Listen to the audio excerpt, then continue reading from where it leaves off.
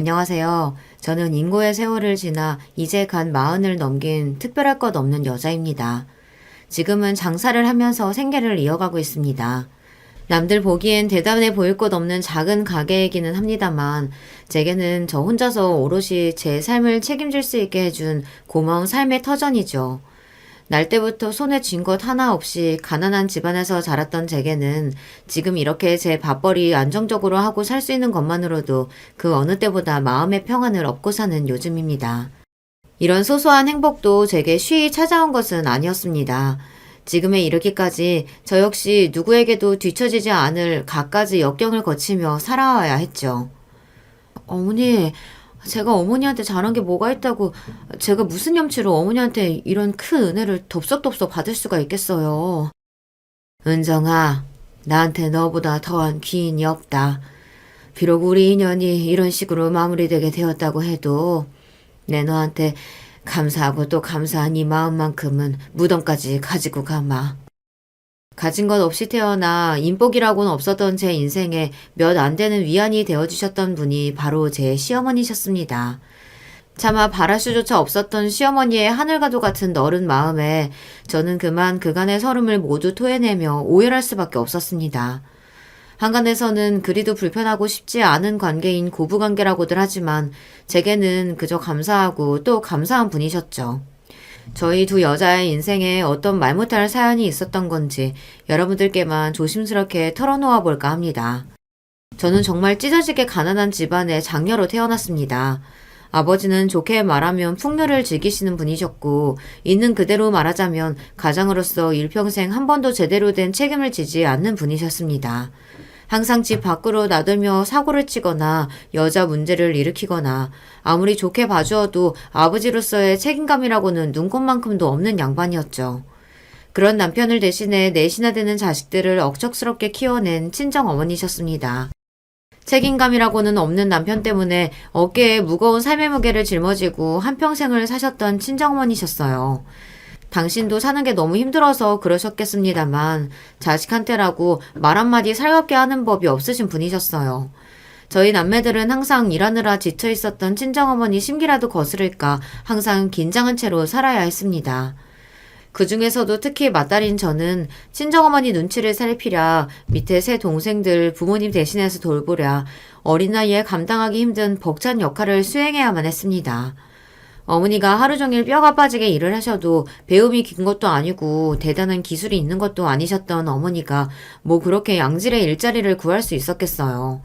이러다 보니 항상 몸이 축나는 일밖에 하실 수 없었죠. 그렇게 늘 몸이 고단하다 보니 항상 신경이 날카롭고 말 한마디도 곱게 나오지 않았습니다. 원래 마음의 여유도 경제적인 여유에서 나온다고 하지 않습니까? 그렇게 따지자면 저희 엄마는 평생을 쥐똥만한 여유조차 부리지 못하고 사신 분이셨어요. 지금이야 저도 이만큼 나이 먹고 여자 혼자서 무려 자식을 넷이나 건사한다는 게 얼마나 삶이 팍팍하셨을지 이해는 갑니다. 하지만 그건 그거고 자라는 내내 항상 좌불안석이었던 저는 차마 친정어머니께 대한 불만을 터뜨리지 못하고 억누를 수밖에 없었어요. 비록 어머니께서 유일하게 저희 남매들의 생계를 부양하는 무거운 책임을 져주신 분이긴 했으나 그만큼 정서적으로 견디기 어려울 정도로 힘든 환경에 놓이게 하신 것도 또한 사실이니까요. 사실 이 모든 일에 가장 큰 책임은 아버지에게 있었으나 사실상 그분께 제대로 된 아버지의 역할을 기대하기는 어려웠죠. 그러다 보니 항상 집 밖으로 나들고 얼굴 한번 보는 것조차 쉽지 않았던 아버지 대신 어머니에게 원망의 화살이 쏠리기 쉬웠습니다. 저 나름대로는 제 한 몸 가누기 쉽지 않은 어린 나이부터 동생을 셋씩이나 보살피느라 많이 버거웠어요. 자식들을 이렇게까지 힘들게 할 것 같으면 도대체 애는 뭐 한다고 넷이나 낳았는지. 그렇다고 부부 사이가 좋은 것도 아닌데 왜 이런 미련한 짓을 벌여서 줄줄이 자식들을 고생시키는 건지. 아버지는 물론이고 어머니까지 원망스러웠습니다. 그렇게 자식을 세상에 내어놨으면 적어도 집에서 눈치라도 보지 않게 만들어줬어야지 하는 괘씸한 생각이 절로 들었어요. 저희 남매가 딸 셋의 막내 아들 하나입니다. 저희 남매 구성만 보더라도 뭐 때문에 이렇게 찢어지게 가난한 집안에 줄줄이 애를 낳았는지 짐작이 가시죠. 네, 바로 아들 하나 보겠다고 없는 형편의 애를 넷씩이나 낳은 거예요. 하지만 아들 낳은 걸로는 제 돌이 다 했다는 듯 굴고 조강지 저와 자식들 부양은 나 몰라라 하는 아버지였습니다. 그렇다고 어머니께서 자식들에게 살가운 모정을 베푸는 어머니도 아니셨고요. 그저 시집 왔으면 그 집안 대에 이어주는 게 여자로서의 당연한 의무라고 생각하는 다소 고제식하지만 그 시절 대부분 여자들이 그랬듯 당연하게 그런 삶을 살아왔던 어머니셨어요. 그러다 보니 저도 모르게 그런 어머니 대신 동생들을 다소 과하게 감싸 안을 수밖에 없었습니다. 처지야 저나 동생들이나 다를 바가 없었습니다만 그래도 언니고 누나라고 저보다 어린 동생들이 제가 그랬듯 집안에서 한껏 기가 죽어서는 어머니 눈치만 보는 모습이 그렇게 안쓰러울 수가 없었습니다. 그렇게 저도 모르게 가난한 집 장녀로서의 지긋지긋한 책임감과 부채감을 안고 자라온 저였어요. 누구에게나 가장 편한 공간이 되어야 할 곳이 바로 집인데 자라는 내내 그런 집이 항상 불안감을 주는 곳이었기에 제 유년 시절은 서글플 수밖에 없었습니다. 맏딸이라고 해도 친정어머니와 친구 같은 모녀 관계는커녕 항상 친정어머니에게는 마음의 거리를 두고 살 수밖에 없었던 이유가 바로 여기에 있었습니다. 사정이 이러하다 보니 집에서 자라는 내내 어서 빨리 시간이 지나 어른이 되어 이 지긋지긋한 집구석을 벗어날 수 있을 그날만을 소망하게 되었어요. 고등학교를 졸업하자마자 기숙사가 딸린 공장에 취업을 나간 것도 이런 이유에서였어요. 남겨진 동생들에게는 참 미안한 말이었습니다만 그렇게나마 지긋지긋했고 갑갑했던 집에서 벗어난 날 속이 그렇게 후련할 수가 없었습니다. 물론 세상살이가 만만치 않은 일이니 어딜 가더라도 나같이 돈 없고 백 없는 어린 여자애가 얼마나 사회적으로 약자의 위치에 있는지도 어린 시절부터 뼈저리게 느끼고 살았었어요. 하지만 차라리 남들에게 아쉬운 소리 듣고 사는 게 나았지 엄마라고 따뜻한 말 한마디 기대하기 어려운 저희 친정엄마한테 시달리는 것보다야 낫다고 생각했습니다. 비록 아직 한참 요령이 부족했습니다만 그래도 열심히 노력해서 월급 받는 거 부끄럽지 않을 정도로 내 한몫 제대로 해내면 아무렴 집에서 지내는 것보다야 심적으로는 더 낫지 않을까 기대하기도 했어요. 그렇게 집을 떠나는 맏딸에게 평소와 다를 것 없는 무뚝뚝한 말투로 친정어머니께서 말씀하셨습니다. 그래, 너도 그만큼 키워놨으면 이제 네 밥벌이는 하고 살아야지. 나도 이만하면 할 만큼 했다. 밖에 나가서 사고치고 돌아오지 말고 네 인생은 네가 책임져라. 너도 이제 어른이니까 사람 구실은 하고 살아야지. 어떻게 마지막 떠나가는 어린 딸자식에게 저리도 인정머리 없이 말하는지 평생을 겪어왔음에도 새삼스럽게 친정어머니가 원망스러워지던 순간이었습니다. 그러나 그렇게 생각하면서도 차라리 저렇게 미련 없이 딸자식 보내면서 입 하나 덜었다고 생각하는 게 낫다는 기분이었어요. 찢어지게 가난한 집안에서 큰딸을 살림 미천 삼아 자식이 벌어온 돈까지 탈탈 털어가는 무책임하고 해도 너무한 부모가 널린 곳이 세상입니다. 그나마 제가 번 돈에는 눈독 들이지 않는 것만 해도 다행스러운 일이라고 생각했어요. 그렇게 저는 유년 시절에 이래저래 상처가 가득했던 친정집에서 독립하게 되었죠. 저 나름대로는 각오를 단단히 하고 나왔습니다만 그럼에도 홀로 서기는 결코 쉽지 않았어요. 지금 와서 생각해보면 그리 힘든 일들도 아니었는데 그때는 왜 그렇게 행동 하나하나가 눈치가 보였는지 일터에서 실수를 하고 야단 한마디 들을 때마다 그리 서러울 수가 없었습니다. 다른 친구들은 유복한 집안에서 태어나 그저 공부하는 게 인생의 가장 큰 시련인 줄 알고 다정하신 부모님 그늘 아래서 대학 새내기가 된 기쁨 속에 살고 있다고 생각하니 제 처지가 더 서럽게 느껴졌습니다. 하지만 제가 이렇게 속으로 아무리 서러워한다고 한들 제 타고난 배경이 바뀌는 것도 아니었고요. 그런 마음은 그저 제 마음을 갉아먹을 뿐이었죠.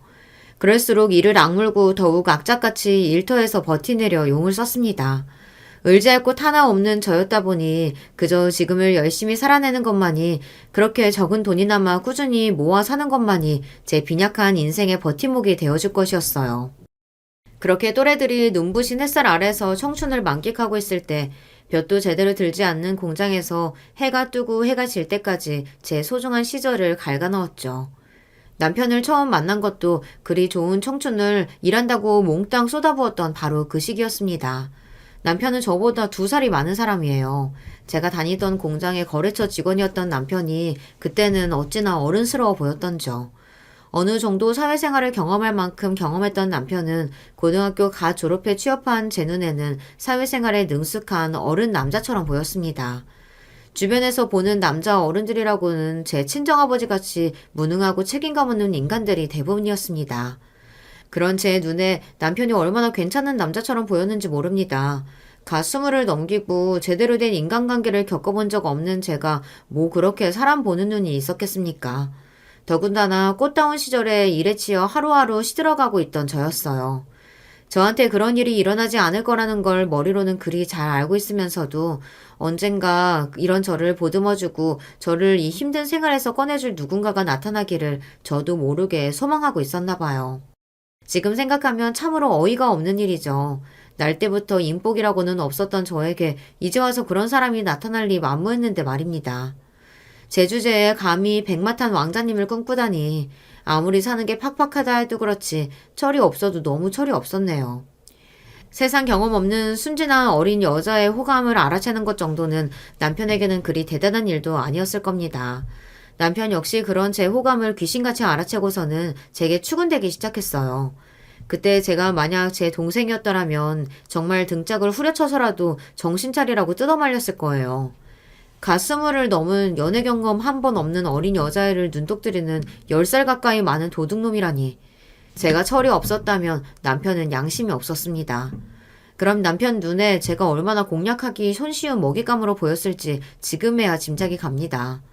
의지할 곳 하나 없는 휘두르기 쉬워 보이는 어린 여자라니 얼마나 입맛대로 휘두르기 좋아 보였겠어요.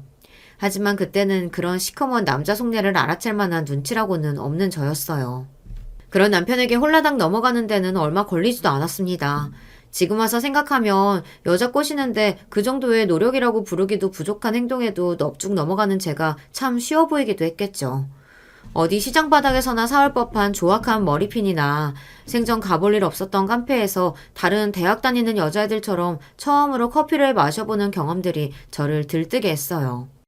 사실 남편에게 대단한 남자로서의 매력이 있었다기보다는 저는 차마 손이 떨려서 할 수 없었던 지금에 와서는 아무것도 아닌 일들을 경험하게 해주고 또 제게 베풀어주는 남편 모습에 동경이 생겼던 것 같습니다. 그러니까 엄밀히 말하자면 그건 사랑이라기보다는 항상 마음 붙일 곳 없었던 어린 제 결핍을 채워줄 수 있는 든든한 어른을 필요로 했던 마음이었던 것 같습니다. 이런 감정이 결코 건강한 연애 감정이라고는 할 수 없었겠죠. 이런 식으로 시댁된 마음이다 보니 저희 부부가 순탄하게 서로 의지하며 끈끈한 부부 사이로 지낼 수 없었던 건 돌이켜 생각해보면 이미 예견된 일이 아니었을까 싶기도 합니다. 처음 남편과 결혼 허락을 받으러 갔을 때 친정어머니 반응은 평소 저를 대할 때와 크게 다를 것이 없었습니다. 귀한 딸 자식 시집 간다는 아쉬움이나 그런 딸내미를 양심도 없이 덥석 채간 나이 차이 많이 나는 사이에 대한 괘씸한 감정 또한 보이지 않으셨죠. 다만 이렇게 말씀하셨습니다. 자네가 여기까지 와서 우리 집 꼴을 봤으면 짐작하겠지만 진정이라고 내가 은정이 쟤한테 딱히 해줄 만한 형편이 안 되네. 물론 둘이 결혼까지 한다고 하고 뭐 애까지 들어선 마당에 이런 얘기 진작에 오갔겠지만 혹여나 기대하는 바가 있다면 일찌감치 생각 고쳐먹는 게 좋을 거란 말일세. 아무리 집안 형편이 안 좋고 시집가는 딸내미 도와줄 형편이 되지 않는다고 해도 처음 보는 사윗감에게 이렇게 대놓고 도와줄 생각 없다는 소리를 하는 친정어머니 때문에 창피함에 제 얼굴이 벌겋게 달아올랐어요. 어떻게 딸 자식 시집간다는 순간까지도 제 마음을 이리 헤아리지 못할 수가 있는지 새삼스러운 일도 아니었지만 또다시 어머니로부터 상처받는 마음에 따가웠어요. 게다가 친정어머니께서 말씀하셨듯이 결혼 당시에 제 뱃속에 이미 새 생명이 자라나고 있었습니다. 아직 배가 부르지는 않았으나 결혼도 전에 어린 나이에 나이 많은 남자와 덜컥 아이부터 가졌다는 말에 탐탁지 못한 마음을 숨기지도 않는 친정어머니셨습니다. 엄마에게는 더는 기대치라고는 없다고 생각했는데 그럼에도 아직 실망할 일이 더 남았다는 사실에 스스로 놀라울 정도였습니다. 제 앞가림 할 수 있게 된 그날로부터 곧장 집을 떠나온 것은 역시 잘한 일이라는 생각이 들었어요.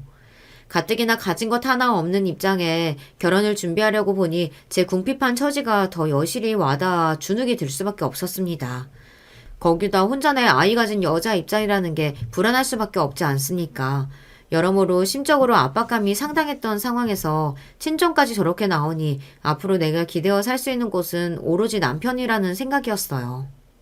시어머니를 채문 뵙기 전까지는 시어머니를 처음 뵙기 전까지는 저도 걱정이 많았습니다. 어린 나이에 덜컥 아이는 들어섰고 남편이 대번에 결혼하자고 하기는 했지만 시댁 쪽에서 어떻게 나올지는 알 수 없었어요. 남편은 홀 어머니 밑에서 자란 외아들이었습니다. 우리 집처럼 눈칫밥 먹는 자식들이 줄줄이 딸린 것도 아니고 시어머니께서 모진 세월 감내하며 귀하게 키워내었을 아들이 분명했어요. 그런 귀한 자식에게 가진 것 하나 없이 친정 배경도 형편없는 나이만 어린 여자가 덜컥 애를 가져서 시집을 온다고 하면 저 같아도 탐탁지 않게 느껴졌을 거라고 생각했어요. 기본적으로 어른들에 대한 불신과 두려움이 깔려있던 저였습니다. 아무래도 제 친정 부모님 영향이 컸겠죠. 내 친부모들한테도 그런 대접을 받고 자랐는데 하물며 시댁 식구들은 피 한 방울 섞이지 않은 남 아닙니까? 더군다나 제가 아무리 철없고 아는 것이 없다고 하더라도 시어머니 자리가 얼마나 어려운 자리인지 정도는 알고 있었습니다. 갔다가 결혼 허락 못한다고 물벼락 맞고 쫓겨나지도 않을까. 시어머니께 인사드리는 날이 다가올수록 긴장감은 더해졌습니다. 그런 저를 보며 남편이 천하태평하게 말했어요. 괜찮아, 괜찮아. 무슨 걱정을 그렇게 하셔. 노인네 맨날 나보고 장가가서 손주 하나 안겨줬으면 하고 그렇게 귀에 딱지가 않도록 잔소리를 했는데 그 소원 이뤄준 며느리가 나타났으니 너도 쌍수 들고 환영할걸? 그렇게 저를 안심시켜준답시고 남편이 하는 말에도 쉽사리 안심할 수가 없었습니다. 처음 만난 시어머니에게 받았던 첫 인상은 참 고생을 많이 하신 분이셨다는 거였어요. 저희 엄마도 혼자서 억척스럽게 가정 꾸려오시느라 한번 제대로 꾸밀 줄도 모르고 항상 표정에 삶의 무게가 무겁게 깔려 있었습니다만 그래도 저희 친정엄마는 풍채라도 좋으신 편이었거든요. 거기다 타고난 성격 자체가 기세가 대단하신 분이라 그렇게 고생하며 사시면서도 당신 하고 싶은 말은 대차게 다 하고 사시던 분이셨습니다. 그런 저희 친정엄마와 비교하자면 시어머니 인상은 양수남 그 자체였어요.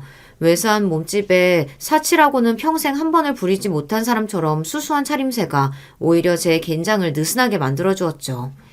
물론 사람을 한 번 보고 다 알 수야 없는 노릇입니다만 적어도 아들한테서 떨어지라며 처음 보는 며느리감에게 찬물 뒤집어 씌울 분으로는 절대 보이지 않았어요.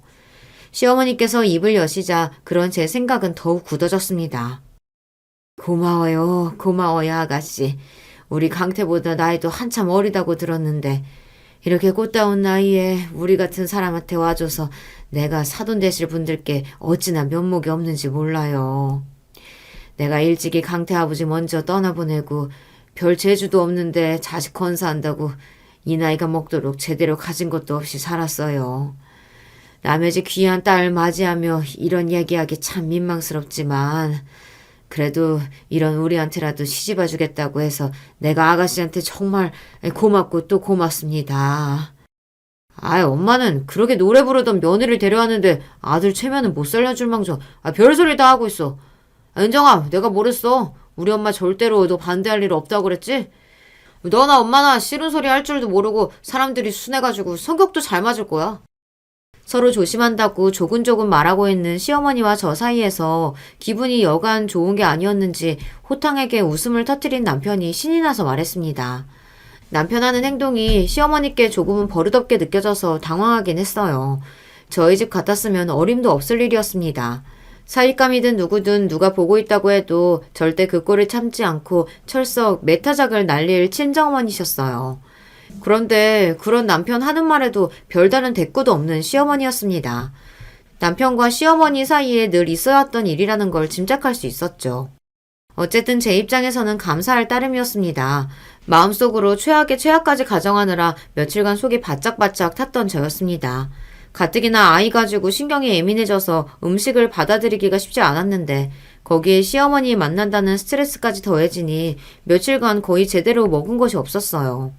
그런 저를 보고 남편은 옆에서 사람이 이렇게 담이 적어서 어쩌겠냐는 둥 잔소리를 해댔지만 그럼에도 음식을 목에 넘길 수 없는 건 어쩔 수 없더라고요. 그런 제 안색을 가만히 보시더니 시어머니께서 앞에 놓인 접시들을 제 앞으로 밀어주셨습니다. 아직 배는 안 나왔다고 해도 임신 초기가 산모가 참 체력적으로 힘들 때예요. 영 제대로 챙겨 먹지 못했나 보네. 입맛에 맞을지는 모르겠지만 아기랑 아가씨 위한 거라고 생각하고 조금이라도 들어봐요. 딸 시집 보내는 친정어머니나 아이 들어섰다는 제 말에 뛸 듯이 기뻐하던 남편에게도 저리 따스하고 다정한 목소리를 들어보지는 못했습니다. 저도 모르게 주책스럽게 괜히 울컥 눈물이 날 것 같더라고요. 그동안 그렇게 음식이 먹히질 않아서 고생스러웠는데 시어머니의 다정한 마음에 대한 고마움 때문인지 오랜만에 입속으로 집어넣는 음식이 그리 역하게 느껴지지 않았습니다. 그런 저를 보고 남편이 말했어요. 내가 옆에서 그렇게 밥 먹이려고 해도 못 먹겠다고 까탈 부리더니 우리 엄마 말 한마디에 덥석덥석 잘도 받아먹네. 앞으로 진짜 딸 같은 며느리로 잘 지낼 수 있겠어. 그동안 살아오면서 겪어온 경험들 때문에 말도 안 되는 소리라고 머리라고는 생각하면서도 내심 저 상냥한 분과 그리 지낼 수만 있게 된다면 얼마나 좋을까 하는 생각까지 막기는 어려웠습니다. 그렇게 저희는 다소 부족하지만 부족하면 부족한 대로 결혼을 하게 되었습니다. 저야 친정에서 아무런 도움도 기대할 수 없었고 1년 남짓 공장에서 일하며 모은 돈은 기숙사비며 이것저것 꼭 필요한 데 쓰고 난 것을 제외하니 얼마 되지도 않았습니다. 제 딴에는 정말 용을 써가며 아끼고 절약을 했는데도 그렇더라고요. 곧 아이를 낳아야 하니 더 공장에 나갈 수도 없고 돈 벌 일은 요원한데 손에 쥔 것은 약소하기 짝이 없으니 그만 가슴이 답답해졌습니다.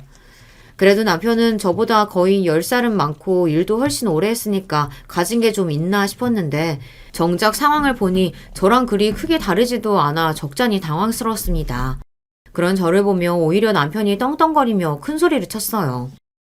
그럼 20대 초중반 젊은 나이에 그 돌아오지도 않은 좋을 시절에 해보고 싶은 건 다 해봐야지. 나중에 나이 들면 하고 싶어도 못할 텐데. 후회가 없으려면 사람이 좀 놀기도 해보고 누리기도 해보고 그래야지. 그렇게 평생의 추억이 될 좋은 기억과 경험을 쌓아가야 할 나이에 새파랗게 어린 여자 임신시켜 놓은 것 치고는 다소 뻔뻔한 발언이었습니다. 하지만 처음에 저 임신했다는 말을 들었을 때 혹여나 아이 가진 저를 짐처럼 생각하고 나 몰라라 버리지는 않을까 피가 말랐던 걸 생각하면 그때 기다렸다는 듯 결혼 얘기를 꺼낸 남편에 대한 고마운 마음이 아직 남아 있었습니다. 고작 그런 일에도 살았구나 하는 생각이 들며 감사한 마음을 품는 저였어요. 그만큼 사람에 대한 기대치가 낮았으니 그럴 만도 했겠죠. 남편은 이제 가장이 되고 곧 아이도 태어날 참이니 자기가 더 힘을 내야 하지 않겠냐며 매일같이 야근을 하는 탓에 임신한 저를 돌봐주는 일은 시어머니께서 전담하게 되었습니다. 결혼하면서 시댁에 합가하게 되었기에 시어머니를 모시고 살게 되었습니다. 하지만 사실 말이 모시고 사는 거지 시어머니 지내시는 집에 저희 부부가 얹혀 사는 거나 마찬가지였습니다. 신혼집 살 돈은커녕 부부 둘이 살 반지하 월세방 보증금도 간당간당한 저희 사정이었으니 사실 선택의 여지가 없는 일이기도 했습니다. 저희 부부 둘끼리라면 또 몰라도 곧 태어날 아이도 있으니까요. 저희야 아직 젊고 좀 고생스럽더라도 스스로 선택한 길이니 그렇다 치더라도 갓 태어난 아이까지 그리 고생시킬 수는 없는 일이었습니다. 감사하게도 시어머니께서 먼저 제게 집에 들어와 살 것을 제안해 주셨습니다. 내가 모아놓은 재산이라도 좀 있어서 하나 있는 아들 며느리한테 신혼집이라도 턱턱 해줄 수 있으면 그것만큼 좋은 게 없겠지만 이 볼 것 없는 늙은이 주제에 그런 형편은 되질 않으니 너한테는 참 미안하구나. 아니에요. 그게 무슨 말씀이세요. 오히려 저희 때문에 어머니 지내시는 게 불편해질까봐 저는 그게 걱정이에요. 아이고, 그런 걱정이랄 할 것 없어. 식구라고 해봐야 그동안 강태랑 둘뿐이었고 그나마도 저 녀석 머리 좀 굵고 나서는 항상 밖으로 놔두느라 거의 혼자 지낸 거나 진배 없어. 넓지도 않은 집인데 노인네 혼자 있다 보면 가슴이 휑한 기분이었는데 이리 고운 새아가에 그 손자 녀석까지 생긴다고 생각하면 오히려 이런 늙은이 청 받아준 게 감사할 따름이지. 저는 살면서 저한테 이렇게 상냥하게 말씀해주신 어른은 처음이었어요. 저희가 시어머니 신세 지는 죄송스러운 입장임에도 불구하고 마치 당신을 봉양하기라도 하는 듯이 항상 제게 고맙고 또 미안해하시는 시어머니가 처음에는 의아할 지경이었습니다. 제가 미처 시어머니께 마음을 완전히 열지 못하고 있던 그 순간에도 제가 며느리가 되기로 결정된 그 순간부터 저를 자식처럼 받아들여 주신 시어머니였어요. 그 아량 있고 넓은 마음을 생각하면 지금도 그 큰 마음에 눈물이 나올 것만 같습니다. 그렇게 저희는 한 집에서 서로 의지하며 다독이며 진정한 가족이 되어갔습니다. 아이를 가졌음에도 다른 산모들처럼 남편의 살뜰한 돌봄을 기대하기는 어려웠어요. 마을회관을 빌려 치렀던 조촐한 결혼식이 끝난 직후부터 곧장 시어머니 집으로 들어가 살게 되었어요. 신혼여행 같은 건 꿈도 꿀 수 없었습니다. 아직 임신 초기고 섣불리 움직였다가 애 어떻게 될지도 모르는데 무슨 수로 신혼여행을 가겠어. 표면적으로는 저나 뱃속 아이의 안전을 걱정해서 하는 말 같았지만 남편이 신혼여행에 들어갈 돈이 아깝다고 생각하는 것 정도는 어렵지 않게 눈치챌 수 있었습니다. 제가 임신한 이후로 눈에 띄게 제게 씀씀이가 줄어드는 남편이었어요. 그때는 앞으로 결혼하고 아이나 키우려면 들어갈 돈이 한두 푼이 아니니 남편 입장에서도 바짝 허리를 졸라맨 거라고 생각했지만 지금에서 생각하면 이제 다 잡은 물고기에 굳이 밥 줄 필요가 없는 거였겠죠. 그러니까 남편에게 있어 저의 가치는 고작 그 정도였던 겁니다. 아직 신혼 초였고 첫 아이를 가지고 있는 좋은 시절이었음에도 불구하고 가슴이 뻥 뚫린 듯한 기분을 느껴야만 했습니다. 그때 제 나이가 고작 20대 초반이라는 걸 감안하면 어린날에 제가 참 가여워서 마음이 아릴 지경이에요. 원래 임신하면 산모 마음이 하루에도 수백 번씩 널뛰곤 하는데 그걸 함께 보듬어가며 헤쳐나가야 할 남편은 제 안위에 그다지 신경을 쓰지 않는 것 같으니 심적으로 많이 위축될 수밖에 없었습니다. 제가 평생을 저희 친정어머니 밑에서 눈치 보며 살아오지 않았겠어요. 그런 식의 눈칫밥은 이골이 난 저였어요. 그럴 때 저희 시어머니라도 계시지 않았더라면 정말 버티기 어려웠을 겁니다. 세아가 요새 강태는 계속 늦고 아이 아빠랑 시간을 많이 보내야 하는데 그러지 못해서 많이 힘들지? 늙은 시엠이랑 있는 게 뭐 그리 즐거운 일이겠냐만 그래도 나한테라도 담아두지 말고 소개는 하고 싶은 얘기 다 하고 먹고 싶은 거 있으면 전부 얘기해. 엄마가 다 해줄라니까.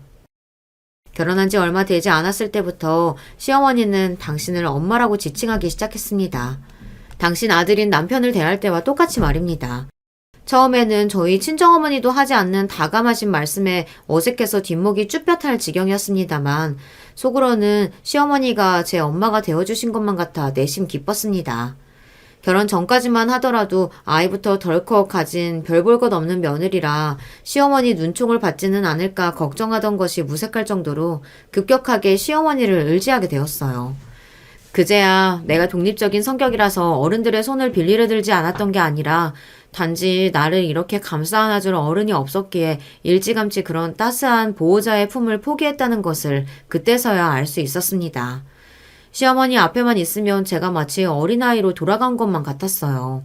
제가 그렇게 어리광이 많은 성격인 줄도 시어머니 만나기 전에는 미처 몰랐습니다. 확실히 사람이 누울 곳이 있으면 다리를 뻗게 되더라고요. 마치 저를 아기라도 된 듯 부둥부둥 돌봐주시는 시어머니의 사랑을 먹고 미처 자라지 못했던 제 마음속 상처 많은 아이가 무럭무럭 자라났습니다. 비록 남편에 대한 서운함은 있었으나 이르도 시어머니와 잘 지내고 살면서 그 어느 때보다도 마음의 안정으로 충만했던 시기였어요. 그렇기에 유산은 정말이지 상상조차 할 수 없었던 일이었습니다. 갑작스럽게 견딜 수 없을 정도의 끔찍한 복통이 몰려와 차마 몸을 가누지도 못하고 쓰러진 저를 보고 세상이 무너진 듯 비명을 지르는 시어머니였습니다. 감당하기 힘든 고통에 까무러친 제가 다시금 눈을 뜬 곳은 다니던 산부인과였어요. 눈을 뜨자마자 제 시야에 들어온 시어머니 얼굴은 이미 어찌나 오열하셨는지 온 얼굴이 눈물로 젖어 퉁퉁 부어 있었습니다. 그런 저를 보고 덜덜 떨리는 손으로 제 손을 있는 힘껏 꽉 쥐고 옆을 지켜주신 시어머니였습니다. 은정아, 아가, 내 새끼 정신이 들어? 그래서 제 걱정에 허겁지겁 제 상태를 묻는 시어머니셨으나 누운 제 몸 위로 푹 꺼진 배를 보고는 그만 온몸에 피가 다 빠져나가는 기분이었습니다. 끝까지 부정하고 싶었으나 더 이상 내 안에 아이가 없다는 사실을 받아들이지 않을 수 없었습니다. 그렇게 차마 제대로 된 말도 내뱉지 못하고 짐승 같은 소리를 내며 우는 저를 시어머니가 꽉 안고 말씀하셨어요. 괜찮다, 괜찮아. 네가 무사하면 그걸로 됐어. 너만 멀쩡하면 그러면 된 거야. 울지 마라. 이렇게 울다가 또 쓰러질라. 그때는 제가 워낙 경황이 없어서 이런 시어머니 말을 제대로 듣지도 못하고 넘겼습니다만 그때 시어머니가 하셨던 말씀을 곱씹으면 곱씹을수록 정말 저희 시어머니가 대단하신 분이라는 걸 인정하지 않을 수가 없었어요. 아무리 사람 몹성이 중하다고 하지만 그리 기다리고 기다리던 손자를 잃지 않으셨습니까? 그럼에도 불구하고 그에 대한 말은 일절 한마디 꺼내지도 않는 시어머니셨어요. 그저 사람 도리를 지키려고 그러셨던 게 아니라 시어머니 눈에는 진심 어린 저에 대한 걱정이 가득했습니다. 저희 친정엄마도 저한테 그렇게는 못하셨어요. 심지어 남편도 제가 아이를 잃었다는 소식에 당황하며 차마 직접적으로 얘기하진 못한다고 하더라도 눈에 아이에 대한 미련이 뚝뚝 떨어진 것을 알아채지 못할 수가 없는 저였죠. 오로지 아이가 아닌 저만을 걱정해 주신 분은 시어머니 한 분뿐이셨어요. 그런 시어머니에게 귀한 손자를 잃게 했다는 죄책감과 그럼에도 저를 염려해 주신 마음에 대한 감사함이 뒤죽박죽 섞였습니다. 아이를 잃고 나서 남편과는 더욱 대면대면해졌습니다. 남편이 직접적으로 유산에 대한 책임을 제게 묻지는 않았으나 은근히 제게 틱틱대는 것을 눈치채고 있었어요. 그전까지 별다른 징조 없이 무던하게 지내왔기에 저희 세 식구 모두 예상치 못한 상황이었습니다만 그럼에도 남편은 무의식적으로 유산의 책임을 제게 돌리고 싶어하는 것 같았어요. 저는 저대로 아이를 잃었다는 것만으로도 스스로를 죄인이라고 자책하고 있었으니 남편의 그런 행동에 상처를 받으면서도 속 시원히 화 한 번 낼 수 없었습니다. 남편은 저 임신한 동안 정작 저나 아이에게 별로 신경도 쓰지 않았으면서 마치 아이에 대한 소유권이 자기에게 있는데 그걸 제 실책으로 잃어버렸다고 여기는 듯 했습니다. 생각해보면 제가 임신했다고 했을 때 당황스러운 마음보다는 임신 소식을 반기던 남편이었어요. 그게 저와의 사이에서 아이가 생기고 저와 결혼할 수 있어서 기뻤다기보다는 어리고 건강한 여자와의 사이에서 고대했던 자식을 볼 수 있으리라는 기대감 때문이었다는 걸 뒤늦게야 눈치챌 수 있었습니다. 이렇게까지 비약하지 않으려고 무진장 애를 쓰기는 했습니다만 굳이 내가 아니더라도 만나던 어떤 여자라도 임신했다면 좋아라 하며 결혼했을지도 모르는 남편이라는 생각이 한번 들자 계속해서 그 생각이 저를 괴롭혔습니다. 그렇게 남편과 수년에 이르는 냉정기가 이어졌어요. 이제는 외박을 하면서도 제 눈치조차 보지 않는 남편이었습니다. 그렇게 저를 보란듯이 홀대하는데 저라고 남편에 대한 감정이 좋을 수가 없었어요. 거기다 며칠에 한 번 얼굴을 보려치며 제게 있는 대로 폭언을 쏟아내는 남편이었습니다. 너는 대체 어디가 어떻게 잘못돼서 남들 턱턱 나는 애 하나 못 낳냐? 볼 거 아무것도 없어도 그래도 몽둥이 하나는 튼튼하니 자식 새끼 여러 무난하게 낳아줄 줄 알았더니만 네가 내 집에 얹혀 살면서 도대체 하는 게 뭐야? 유부남이라는 게 집 밖으로 놔두면서 그게 당신이 나한테 할 소리야? 부부 사이가 이렇게 극으로 치닫는데 뭐 좋다고 저런 사람이랑 애를 만들겠어요. 그리고 내가 제 돈을 축내고 있다니 그나마 쥐꼬리만한 월급 제때 집으로 가져오지도 않는 남편이었습니다. 시어머니와 제가 부업이며 주변에서 일거리를 부지런히 가져와 생계를 꾸리는 판이었어요. 그렇게 날로 제 아내에 대한 폐악이 심해지는 당신 아들을 보며 자기가 죄를 지은 것도 아닌데 그만 제 앞에서 죄인이 되어버린 시어머니였습니다. 은정아, 이게 다 내 탓이다. 전부 내 잘못이야.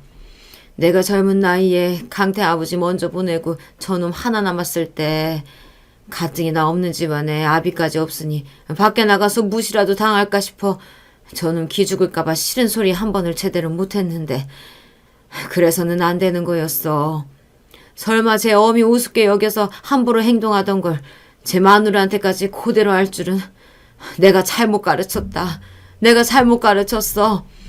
나 하나 참고 살면 된다고 생각했는데 그런 미련한 늙은이 생각이 너까지 힘들게 만들었다. 미안하다. 엄마가 미안해. 그러지 좀 마세요. 왜 어머니가 사과를 하세요? 그렇게 시어머니께서 제게 죄인처럼 눈시울을 붉히며 사과하실 때마다 제 가슴은 더욱 찢어지는 듯 했습니다. 잘못한 사람은 따로 있는데 상처는 시어머니와 저만 받고 있다는 게 억울했어요. 애초에 시어머니 아니었으면 저런 고약한 인간 몇 년씩이나 참아주며 이 집에 버티고 있지는 않았을 겁니다. 제가 그 인간을 참아주는 유일한 이유는 바로 시어머니였습니다. 저런 인간하고 남남되는 거야 눈꽃만큼도 아쉽지 않았지만 저 인간과 갈라서고 나면 시어머니와도 더 이상 가족이 될 수 없다는 생각에 번번이 결심을 망설이게 됐어요. 시어머니께서도 어쩌다 한 번씩 집에 들어와 분란을 일으키는 아들보다는 제게 더 의지해 주셨습니다. 남편과의 사이가 나빠지면 나빠질수록 시어머니와는 더더욱 애틋한 관계가 되어가고 있었어요. 남편이 제게만 이리 못 배워먹은 인간처럼 무례하게 구는 게 아니었기에 제 분노는 더더욱 커져만 갔습니다. 남편은 항상 가진 것 없는 제 부모에 대한 원망이 가득했어요. 집구석이라고 뭐 갖다 팔아먹으려고 해도 제대로 된 물건이 하나 없고 자식을 낳아놓고는 물려줄 자산도 없이 참 한심하게도 산다. 그렇게 살면서 자식한테 미안하지도 않아요? 미안해야 할 인간이 누군데 누가 들으면 10대 사춘기 되바라진 소년이라도 되는 줄 알 거예요. 남편 나이가 벌써 40이 가까워지고 있었어요. 시어머니께서 하나 있는 아들에게 부모로서 해줘야 할 거 못해주며 사신 분은 절대 아니었어요. 그런데도 떡하니 물려줄 유산이 없다고 제 모친을 구박하는 남편을 보니 정말이지 호부 견자가 따로 없다 싶었습니다. 어떻게 저희 시어머니 같은 성정의 분께 저리 막대먹은 놈이 태어난 건지 저도 모르게 혀를 끌끌 차게 되었습니다. 뒤늦게 남편이 회사를 간두고 무슨 정체도 알 수 없는 투자 사업에 뛰어들었다며 설치고 있다는 걸 알았을 때 그만 눈이 휙 돌아갈 뻔했습니다. 그동안 대체 월급을 어디다 갖다 써서 집에도 안 갖고 오나 했더니 그럴 주제도 못 되는 인간이 분에 넘치는 욕심을 부리고 있었다 생각하자 그만 가슴이 우라로 턱 막히는 기분이었어요. 그 인간 성격에 투자금 회수라도 했더라면 저나 시어머니 앞에서 온갖 잘난 척은 다 해가며 유세를 떨었을 것이 뻔했기에 갖다 부은 돈 전부 휴지 조각으로 만들었을 거라는 건 쉽게 짐작할 수 있었습니다. 하지만 그렇다고 저희 어머니 집에 밤중에 도둑처럼 들어와 이제 친정엄마 하나뿐인 유품인 금부치까지 훔쳐다 판 걸 알았을 때는 실망을 넘어 절망할 수밖에 없었습니다. 비록 한평생 자식인 저희 친정남매에게 냉담했던 친정엄마셨지만 마지막 가시는 길에 살면서 평생 단 하나 가져봤던 귀중품이었던 금부치를 제게 남겨주고 가셨어요. 그건 엄마에게는 당신이 가지고 있는 유일하게 좋은 물건이었습니다. 비록 마음속으로 친정어머니를 완전히 용서할 수는 없었으나 당신이 가장 귀하게 여겼던 것을 제게 넘겨주신 그 마음만큼은 외면할 수가 없었습니다. 제가 그 귀금속이라고 하기에도 민망한 물건을 귀히 여기고 있었다는 것은 남편도 모르지 않았어요. 그걸 알면서도 눈이 돌아서 갖다 팔 만큼 그 인간에게 나는 아무 의미도 되지 못하는 인간이구나. 새삼스러울 것 없다는 사실을 깨달으면서도 더는 저 인간과 함께 살 수 없다는 결심이 섰습니다. 남편으로서 최소한의 도리도 하지 않은 채 월급 한 푼 집으로 가져오지 않아도 제게 있지도 않은 유산의 책임을 더 씌우며 폭언을 일삼을 때도 투자한다고 설치고 다니며 양복 재킷에 여자의 흔적을 묻히고 다닐 때도 차마 이혼 결심을 하지 못했던 저였습니다. 그걸 모두 감내하고 살 만큼 시어머니와 남남이 되고 싶지 않았으나 그런 마음 역시 한계에 다다랐음을 인정하지 않을 수 없었어요.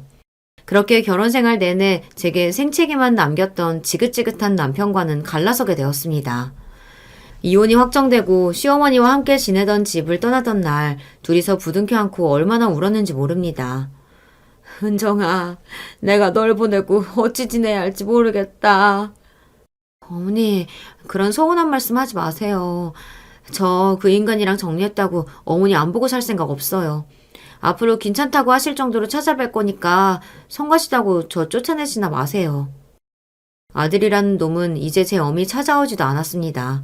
그리 닥달을 했는데도 뜯어낼 것 없다는 어미라 생각하니 더 볼 가치가 없다고 여겼겠죠. 불효막심하기 짝이 없는 놈, 떠나는 그 순간까지 욕을 하지 않을 수가 없는 놈이었어요. 결론적으로는 정든 시어머니를 떠나 홀로 서게 되었으나 여자 혼자 벌어먹고 살아간다고 바쁜 와중에도 한 번씩 시어머니를 들여다보는 것을 잊지 않았어요. 저까지 나가고 나니 아들도 없는 그 집에서 적적하게 홀로 지내실 시어머니 생각에 가슴이 아렸습니다. 이미 이혼한 며느리고 법적으로는 가족관계가 끊어졌음에도 불구하고 제가 등장할 때마다 만면에 환한 미소를 띠시는 시어머니였습니다. 엄마, 저 왔어요. 아이고, 내 새끼. 왜 이렇게 살이 내렸어? 일이 많이 힘들어? 정말 친딸이라도 찾아온 듯 버선발로 뛰어나와 저를 반갑게 맞이해 주시는 시어머니셨습니다. 이제는 어색하게나마 지냈던 친정어머니도 돌아가시고 없고 그 인간과 몇 년을 함께 살면서도 망설이던 엄마라는 말을 아끼지 않는 저였습니다. 제가 그리 불러드릴 때마다 기뻐하시는 시어머니를 보니 진작 이렇게 많이 불러드릴 걸 하는 후회가 되었어요. 아, 엄마, 이렇게 많이 싸줘도 다 먹지도 못한다니까. 괜찮아, 괜찮아. 넉넉하게 먹고 남는 건 그냥 버려. 엄마가 또 해주면 되지. 그렇게 한참을 정겨운 수다를 떨다 돌아갈 때는 양손에 무겁게 챙겨주시는 시어머니셨습니다. 그렇게라도 저를 보내는 아쉬움을 달래곤 하셨죠. 저는 저대로 세상 어떤 사람이 나를 이렇게 귀하게 여기고 챙겨줄까 감사한 마음에 눈물이 날 지경이었어요. 은정아, 이번에 김치가 맛이 아주 잘 들었어. 김치 냉장고 넣어놓고 부지런히 먹어. 나랑 같이 하자니까 가뜩이나 무릎이며 허리며 성한 데가 없으면서 하여튼 정말 말씀 안 들으세요. 이혼하고도 무려 10년 동안 김장김치를 보내주는 시어머니셨으니 남편과 갈라선 후에도 저희 사이가 얼마나 각별했는지 짐작하시겠죠. 물론 저도 이런 저희 관계가 일반적이지 않다는 사실은 잘 알고 있었습니다만 그게 다 뭐가 중요하겠습니까? 그저 저희가 서로를 가장 귀히 여기는 귀중한 인연이라는 것, 바로 그것만이 제게 중요했습니다. 이혼한 지 어느덧 10여 년의 세월이 흐르고 날이 갈수록 기력이 노쇠해지는 시어머니를 볼 때마다 시간을 부여잡고 싶은 마음이었어요. 그저 오래오래 머물러 주시길 바라는 마음이었어요. 친자식도 아니고 이혼해서 나간 며느리인 주제에 이런 소망을 품는 것도 죄송스러운 마음이었으나 가뜩이나 속 썩이는 아들 자식 때문에 상처가 많으셨던 시어머니의 말년이나마 평안하고 고통이 없으셨으면 하고 간절히 바라는 마음만큼은 순도 100% 진심이었습니다.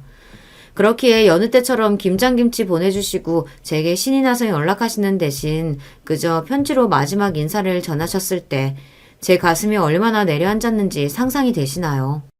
미리 연락도 받지 못했는데 일 끝나고 집에 돌아와 보니 현관 앞에 택배 상자가 하나 도착해 있었어요. 열어보니 늘 김장 때마다 시어머니가 김치를 담아 드시던 김치통이었습니다. 아직 김장철도 되지 않았는데 속에 아무것도 안 들은 것처럼 김치통이 가볍게 들려서 의아한 마음이었어요. 그렇게 의문이 가득한 채로 김치통을 열어보니 시어머니가 손수 작성한 자필 편지와 서류 봉투 하나가 들어있었어요. 편지의 내용은 짤막했습니다. 은정아, 고마웠다. 이게 내가 너한테 줄 수 있는 마지막이구나. 부디 아프지 말고 밥 잘 챙겨 먹고 건강하게 잘 지내다오. 마지막을 고하는 시어머니 편지에 가슴이 불안감으로 두근거렸습니다. 그렇게 함께 딸려있는 서류 봉투를 열어보고 저는 그만 기함하고 말았어요. 거기에는 제 명의로 되어 있는 통장과 증여나 세금 관련한 모든 서류 처리가 완료되었음을 설명하는 법적 서류와 의견서 등 그런 것들이 들어있었어요. 통장 속 액수는 상당했습니다. 이 정도면 제가 살고 있는 집 보증금을 빼서 합치면 저 혼자 지낼 만한 작은 아파트와 가게짜리 정도는 충분히 알아볼 수 있는 금액이었어요. 도저히 저희 시어머니 평소 하고 계시던 걸 생각하면 가능한 금액이 아니었습니다. 돈은 둘째치고 김치통에 통장과 자필 편지만을 남기고 홀연히 사라져버린 시어머니 때문에 저는 그만 돌지경이었어요. 그날부터 일 마치고 나서 도대체 시어머니가 어디로 사라졌는지 수소문하고 다니느라 거의 정신 나간 사람처럼 지냈습니다. 제가 시어머니를 찾아낸 곳은 변두리의 한 요양원이었어요. 당장이라도 따지고 들 기세로 병실 문을 단박에 열어젖힌 저를 보고 그만 시어머니께서 기함을 하셨습니다. 은정아, 네가 여길 어떻게... 엄마가 말 한마디 없이 그렇게 사라졌는데 내가 이 돈 받고 아이고 감사합니다 하고 넙죽 받아먹을 줄 알았어? 엄마 어쩜 저를 이렇게 걱정시킬 수가 있어요? 그렇게 간신히 찾아낸 시어머니 얼굴에 안도하고 울음을 터뜨렸어요. 그런 저를 보고 쩔쩔매시던 시어머니 역시 결국은 눈물을 훔치고야 마셨습니다. 스스로 요양원에 들어갈 결정을 하셨을 만큼 투병 사실을 알게 되고도 시어머니께 남은 시간이 얼마 되지 않았습니다. 그 시간 동안 얼마나 무서우셨을까. 하루라도 더 같이 있어 드렸어야 했을 시간을 시어머니 찾는다고 허비한 걸 생각하면 그 시간이 너무 아까워서 눈물이 멈추지 않았습니다. 그렇게 또다시 서로를 부여잡고 마음의 응어리를 모두 토해낼 때까지 시어머니와 함께 울어제꼈어요. 이윽 후 울음이 잦아들고 시어머니께서 말씀하셨죠. 내가 자식 새끼 잘못 키워 어린 너 시집어서 못 볼 골만 잔뜩 겪게 하고 그런데도 나 같은 모자란 여자를 엄마라고 불러주고 내 속으로 낳은 자식 새끼보다 더 과분한 자식 노릇 해준 너인데 그런 너한테 마지막까지 부담 주고 싶진 않았어. 부담이라니 엄마 이렇게 나 모르는 곳에서 홀로 떠나시면 그거 나중에 알게 되면 나 어떻게 제정신으로 살라고. 앞으로 다시는 이런 생각하지 마세요. 단호하게 말하는 저를 보며 난감해 하시면서도 다시금 눈시울이 촉촉히 젖는 시어머니셨습니다. 어떻게 나한테 너 같은 인연이 있을까? 피 한 방울 안 섞이고도 네 배로 낳은 것보다 더 애틋한 이런 감정이 어떻게 있을 수가 있냐고. 나한테 너보다 더한 은인이 어디 있겠어.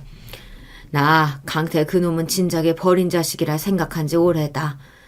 비록 얼마 안 되는 거라 할지라도 내게 남은 것들 전부 다 네 거야. 나한테 자식은 은정이 너 하나뿐이다. 본인의 전 재산을 남겨주셨다는 것보다 당신 친아들보다 갈라선 전 며느리인 절 자식으로 받아들여 주셨다는 생각에 그만 다시 울음이 터져버렸습니다.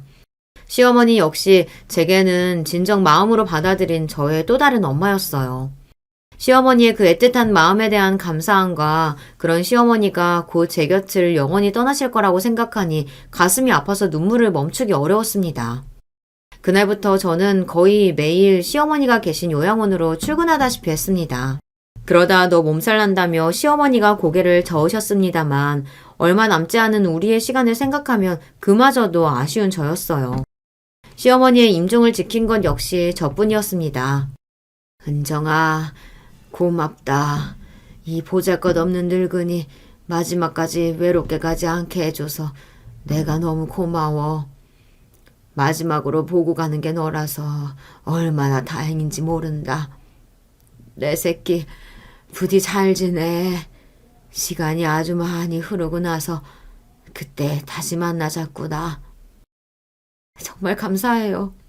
저같이 부족한 사람 마음으로 안아주셔서 정말 고맙습니다. 그동안 정말 고생 많이 하셨어요. 이제 편히 지내세요.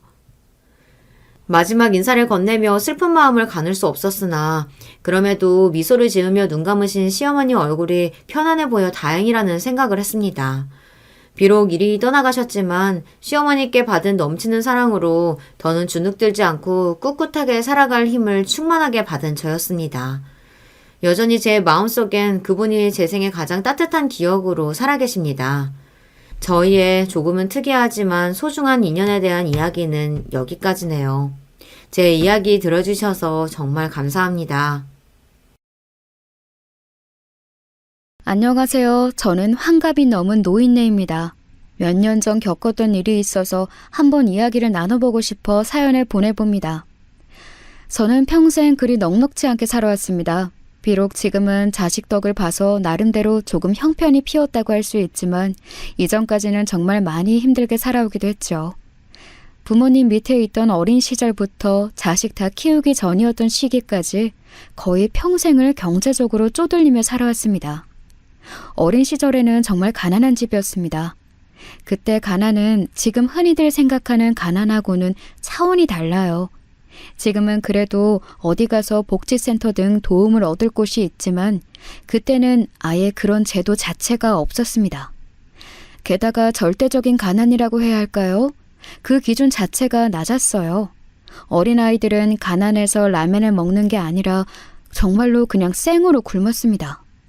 밥이 생기면 눈치 보다가 밥 조금 더 퍼서 먹으려고 애쓰고 그러다가 어머니한테 혼나는 것을 반복했었죠. 학교에 다니는 아이들은 선생님이 우유 급식을 주기는 하셨지만 급식비를 가져오지 않아서 꾸지람을 듣기도 했습니다. 저도 그랬었고요. 다행히도 지금처럼 학교에 돈이 많이 들지는 않았지만 그래도 준비물이나 학급비 등 조금씩이라도 돈이 필요한 구석은 그때도 있었죠. 그런 부분들은 전부 집에서 마련해주지 못했기 때문에 언제나 선생님께 공개적으로 혼난 뒤 친구들에게 도움을 요청해야 했습니다. 다행히도 당시 친구들이 좋은 아이들이 많아서 그리고 지금처럼 아주 인심이 각박한 세상이 아니라서 자연스럽게 준비물과 먹을 것은 나누어주는 아이들이 많았어요. 덕분에 그리 큰 상처는 받지 않고 유년 시절을 버틸 수가 있었죠. 사실 저희 집에서는 고등학교까지 간 것만 해도 사치였습니다. 부모님은 워낙 가난한 집이니 게다가 제가 장녀이니 빨리 학교를 때려치고 일을 해서 돈을 벌어오기를 바라셨어요. 하지만 저는 아무리 그래도 고등학교까지는 나오고 싶더군요. 주변 친구들과 노는 것도 포기하고 싶지 않았고 중간에 담임 선생님도 좋은 분을 만나서 고등학교까지는 공부를 해야 한다고 당부도 들었었거든요. 그래서 결국 고집을 부려 고등학교까지 나온 이후에 성인이 되어 취직을 했습니다. 그래도 담임 선생님이 제 딱한 사정을 알고서 이리저리 알아봐 주셔서 나쁘지 않은 공장으로 취직을 할 수가 있었죠. 당시에는 저만한 나이의 여자아이들이 가장 많이 취직하는 곳이 공장이었거든요. 흔히 공순이라고 말하는 그런 애들 중 하나였죠. 20살 갓 되자마자 일을 시작했지만 제 인생에 불행하다거나 우울하지는 않았습니다. 저는 평소에 좀 밝고 긍정적인 성격이에요. 어릴 때는 더욱이나 그랬었죠. 집에는 부모님과 동생이 있어서 돈을 벌어가야 했지만 그래도 일단 제가 할 일을 찾아냈다는 사실 때문에 그냥 좋았습니다. 게다가 공장은 기숙사가 있어서 또래들끼리 자주 어울려 다녔고 저와 비슷한 처지의 친구들이 많아서 위안이 되었거든요. 사실 그 애들하고 싸움도 있었고 서로 토라지기도 했지만 좋은 아이들도 많이 만났습니다. 운이 좋았던 거였죠. 게다가 공장 관리자도 엄격하기는 해도 나쁘지 않은 사람이었고요. 그분도 여자분이었는데 지금 생각하면 연세가 한 40 중반 정도 되었던 것 같아요. 20 갓 넘긴 그때는 정말 너무 어른이신 분이어서 함부로 말도 못 걸었는데 친구 공순이들과 앉아서 수다를 떨고 있으면 말없이 와서 음료수라도 한 병씩 사다 주고 가시는 그런 분이었습니다. 다만 이를 게을리하면 호되게 혼이 나기는 했지만요. 그리고 그때 남편을 만났습니다. 같은 공장에서 짐을 옮기는 일을 주로 하던 직원이었어요. 봉제 공장이었기 때문에 거의 대다수가 여직원이었는데 짐을 옮기는 직원 선원만 남자였거든요. 체격도 좋고 무뚝뚝한 성격에 상당히 준수한 생김새라 친구들과 같이 수다 떨면서 멋지다고 좋아하는 아이들도 많았습니다. 하지만 결국 저하고 호감이 생겨서 결혼까지 하게 되었지요.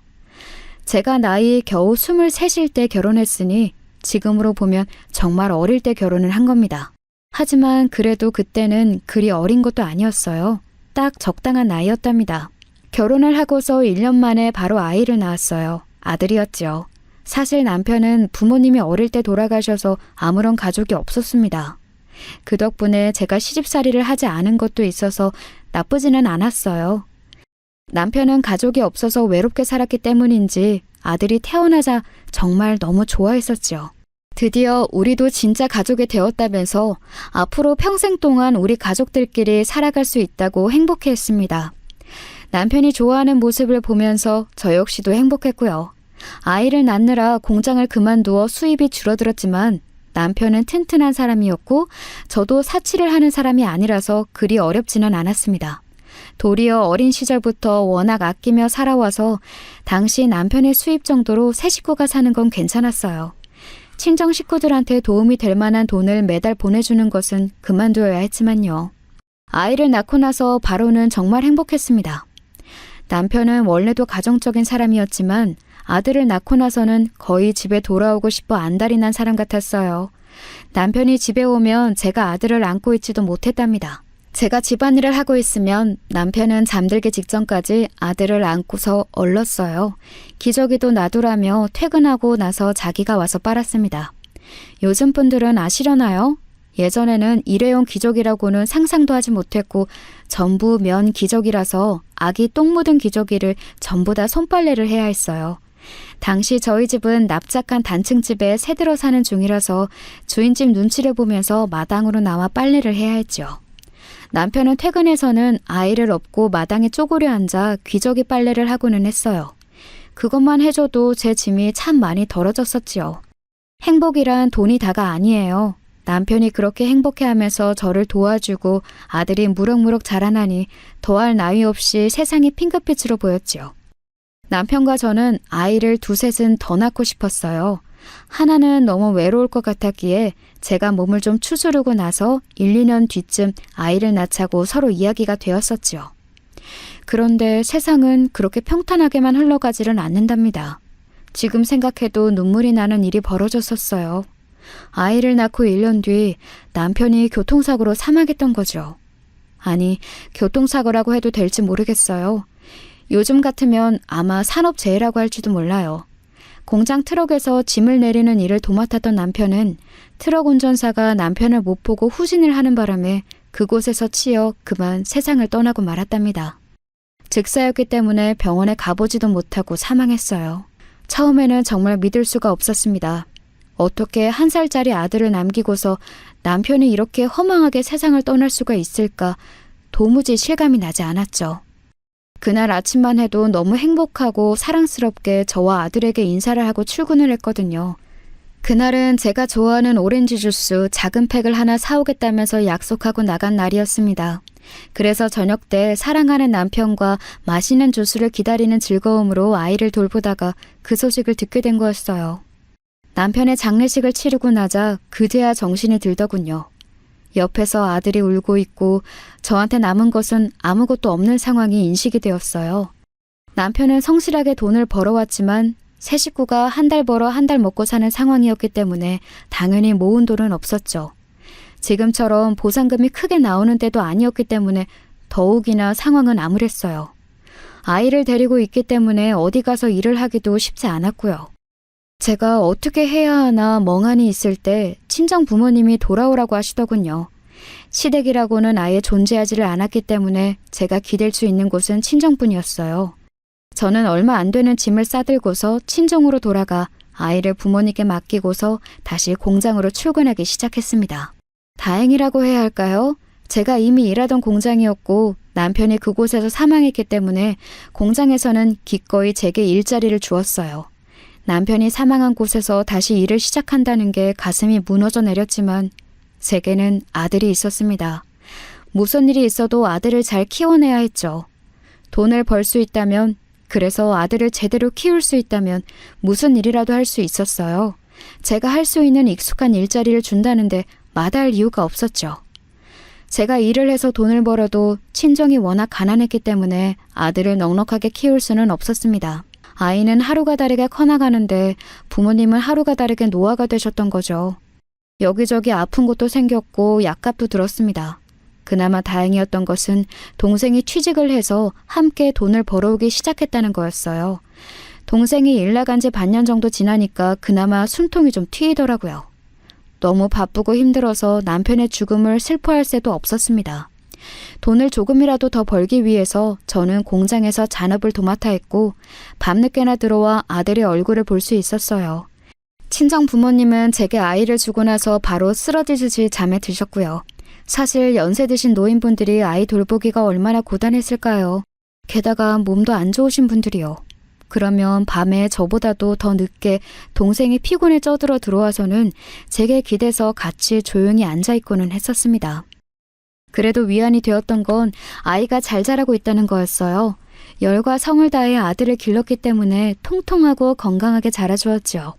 저희 친정 부모님도 손주라며 껌뻑 죽으셔서 허리가 아픈데도 업고 다니실 정도로 아껴주셨어요. 아들은 쑥쑥 자라나서 학교에 들어갔고 아주 영특해서 공부도 잘했답니다. 하지만 원래도 몸이 안 좋으셨던 부모님이 일찍 세상을 떠나셨습니다. 저희 아들이 초등학교에 들어가고 난 후 얼마 지나지 않았을 때였어요. 먼저 아버지가 돌아가셨고 어머니가 마치 그 뒤를 따르듯이 곧 돌아가셨죠. 동생과 저는 너무 슬퍼했지만 그렇다고 해서 오래 슬퍼할 여유가 있지는 않았어요. 동생도 저도 돈을 벌어야 하는데 아이를 맡길 곳은 없었으니까요. 당시에는 지금처럼 돌봄 교실이라든가 하는 제도가 전혀 없었기 때문에 더욱이나 난처 있었습니다. 그래서 정말 쩔쩔매면서 일하다가 잠깐 나와서 아이를 데려다가 집에다 들여놓고 다시 일하러 가야 하는 상황이 반복되었어요. 그러다 보니 아이 밥도 제대로 못 챙겨주고 애는 배고파하고 애 아픈 것도 잘 파악이 안 되는 상황이 계속되었죠. 그래서 결국 저는 공장보다 일하는 시간이 조금 적고 잠깐씩 나와볼 수 있는 식당 쪽으로 일자리를 바꿨습니다. 아이가 하교할 때쯤에는 식당이 한가할 때라 나와서 애를 데리고 올 수 있었고 저녁 얼른 챙겨줄 만한 시간 여유도 있었거든요. 게다가 식당 끝나고 나면 남은 음식을 받아다가 아이와 함께 먹거나 다음날 아침으로 챙겨줄 수도 있었고요. 아이도 제가 가져온 음식을 정말 맛있게 먹고는 했습니다. 아이가 식당에서 가져온 음식을 먹는 것을 보노라면 잠시라도 제 고생이 잊혀지는 것 같은 생각이 들었었지요. 하지만 식당 일은 정말 고되었어요. 봉제 공장은 20살 시절부터 워낙 익숙했던 곳이라서 일이 특별히 힘든 줄은 몰랐지만 30이 넘어 시작한 식당 일은 손에 붙지도 않고 고생스러웠습니다. 게다가 위험하기도 했어요. 봉제 공장에서 일할 당시 최고로 다칠 수 있는 건 미싱 바늘에 손이 뚫리는 정도였어요. 물론 이것도 굉장히 큰일이긴 했습니다. 공장용 미싱은 바늘이 엄청 크거든요. 그런데 워낙 오래 해왔던 일이라서 크게 다치지는 않았었어요. 하지만 식당에서는 뜨거운 국을 한번 다리에 엎지르면서 크게 화상을 입었고 병원에 가서 치료하는 동안 고통스러워서 미치는 것 같았습니다. 다행히도 완전히 다리에 다 엎지는 않았지만 그래도 너무 아프더라고요. 혹시라도 손님한테 국밥을 엎지를까봐 무서워서 벌벌 떨며 서빙을 하기도 했고 주방에서는 칼에 손을 베어서 피가 철철 흐르는 걸 지혈하느라 고무줄로 묶기도 했었고요. 엄청나게 세게 묶어도 제대로 피가 멎지를 않아서 난처해하고 있는데 주인은 그냥 고무장갑 끼고 피는 안 묻게 일을 하라고 지시하더군요. 제 손이 어떻게 되는지는 주인의 안중에 아예 없다는 걸 알았던 그 순간 얼마나 서럽던지요. 고생도 많이 하지만 식당 일로 버는 돈은 봉제 공장에서 버는 것보다는 적었습니다. 일하는 시간 자체가 좀 적기 때문이었죠. 그래도 동생이 여전히 돈을 벌어오고 있었기에 거기에 의지해서 아이와 저 동생이 살아갔어요. 하지만 동생도 나이가 찼기 때문에 몇 년 지나지 않아 결혼을 해서 따로 나가 살게 되었습니다. 그 시기 정말로 막막했어요. 제가 벌 수 있는 돈은 한정되어 있는데 아이는 계속 크고 있고 그렇다고 공장과 식당에서만 일했던 30대의 여자를 어디 좋은 일자리에 써줄 리도 없었고요. 동생이 결혼하면서 정말로 제가 버는 돈으로만 모자가 먹고 살아야 하는데 눈앞이 캄캄하더군요. 애를 중학교에 보내고 난 뒤에는 더했죠. 아이가 워낙 공부를 잘해서 초등학교 시절에도 영재반이니 뭐니 보내라고 선생님이 말씀을 많이 하셨어요. 하지만 제가 아이한테 신경 쓸 겨를도 없었고 참가비를 낼 돈도 없어서 조금도 아이를 보낼 수가 없었죠. 중학교에 간 뒤에도 마찬가지였어요. 선생님이 부모님 면담하자고 하면 식당에서 애를 써서 하루를 비워서 가고는 했었죠. 그러면 선생님이 우리 아들은 정말 공부를 참 잘하고 모범적이라면서 특목고를 보내야 한다고 말씀하셨어요. 그럴 때마다 저는 너무 죄송스럽다고 제가 너무 힘들어서 그럴 수가 없다고 굽실거리면서 사과의 말씀을 전해드리고는 했습니다. 선생님들은 매번 안타깝다는 듯한 얼굴이셨고요. 하지만 정작 저희 아들은 조금도 아쉽다는 내색을 한 적이 없었어요. 초등학교 시절부터 사교육이라고는 아무것도 하지 않아도 반 1등을 놓친 적이 없었거든요. 그런데 중학교 들어가자마자 반이 아니라 전교에서 1, 2등을 하면서 성적에 치솟았습니다. 선생님 말씀으로는 아이가 너무 똑똑하고 성숙하다고 하시더라고요. 나한테 어찌 이런 아들이 왔는지, 박복한 인생에 이런 자식이 한 줄기 빛이 되는 것인지 하는 생각에 너무 감사했었어요. 그런데 제대로 뒷바라지를 못해주니 그것만으로도 벌써 한이 될 것 같아서 걱정이 되기도 했습니다. 하지만 아들은 한 번도 거기에 대해서 저한테 말을 한 적이 없었어요. 애가 말수도 많지 않고 과묵한 아이였지만 생김새도 굉장히 준수한 편이었거든요. 딱 제 아버지를 닮은 모습이었어요. 아직 어려도 엄마 마음에 굉장한 기둥이 되어주는 아들이었지요. 아들은 제가 너무 힘들어하면 간혹 가슴 아파하면서 제 손을 잡고 조금만 기다려달라고 했습니다. 자기가 고등학교만 졸업하고 나면 그때부터 저를 버려먹어 살리겠다면서요. 저는 그럴 생각하지 말고 네 공부나 잘해서 대학에 가라고, 대학 등록금은 엄마가 책임진다고 일부러 애한테 꾸짖듯이 말하고는 했었죠. 하지만 대학 등록금은 정말 문제기는 했습니다. 제가 아무리 번다고 벌어도 생활비도 빠듯할 정도였기에 요즘 비싼 대학 등록금을 전부 제가 감당할 수 있을지 의심이 가더군요. 그렇다고 이렇게 공부 잘하고 장래가 유명한 아들을 대학을 가지 말라고 할 수도 없었고요. 그래서 저는 아이가 중학교 들어갔을 시기부터 일을 늘렸습니다. 오전에는 길거리에 노점상 일을 하고 오후에는 식당에서 일을 했지요. 그리고 밤에도 다시 길거리로 나가서 노점상을 펼쳤습니다. 식당이 저녁 식사 장사를 주로 하는 곳이었기에 밤늦게는 별다르게 할 일이 없었거든요. 그럴 때 나가서 하나라도 더 팔려고 나무를 펼쳐놓고서는 지나가는 사람들을 쳐다보고 앉아 있었죠. 집에 있으면 뭐합니까? 나가서 한 푼이라도 벌어야지. 물론 노점상 일은 정말 고되기도 했어요. 식당 일은 그때쯤에는 무척 익숙해져서 덜 힘들었는데 노점상은 차가운 맨바닥에 앉아서 지나가는 이들만 바라보면서 사주기를 무작정 기다려야 하는 일이었지요. 몸도 힘들지만 마음이 정말 많이 힘들더군요. 아들은 제가 고생하는 걸 잘 알았기에 정말 열심히 공부를 하더라고요. 결국 중학교도 전교 1등을 놓치지 않고 졸업했고 인문계 고등학교로 진학해서도 계속해서 전교 1등을 했습니다. 선생님들이 항상 감탄하셨어요. 어떻게 학원 하나도 안 다니고 정말로 학교 수업하고 교과서만으로 이렇게나 공부를 잘할 수가 있냐고요. 저는 그런 말씀을 들을 때마다 몸둘 바를 모르게 감사했었죠. 결국 아들은 고등학교에서 가장 좋은 성적의 수능 점수를 가지고서 의대로 진학했습니다. 제가 모아두었던 돈으로 대학 등록금을 내주었더니 아들은 눈물을 글썽거리다가 제 손을 잡고 한숨을 쉬었어요. 어머니, 제가 나중에 정말 효도할게요. 됐다. 내가 애미가 되어서 이걸 못해주면 사람이니? 너처럼 효자인 아들한테. 아들의 그 말을 들으면서 저도 목이 막히더군요. 그래도 아들이 의대에 가서 의사가 되면 우리 모자의 이 고생도 다 보답을 받아 편하게 살겠구나 싶어 안심이 되기도 했어요. 아들은 정말 고생스러웠지만 의대를 잘 졸업하고 의사가 되었습니다. 그동안 과외 아르바이트도 틈틈이 뛰면서 많은 고생을 했어요. 생각보다 의대 등록금이 많이 비싸더군요.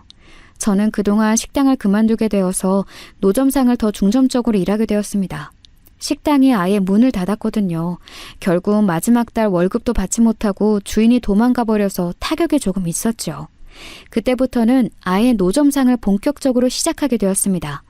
그래도 식당 월급만큼은 벌 수 있어서 정말 다행이었어요.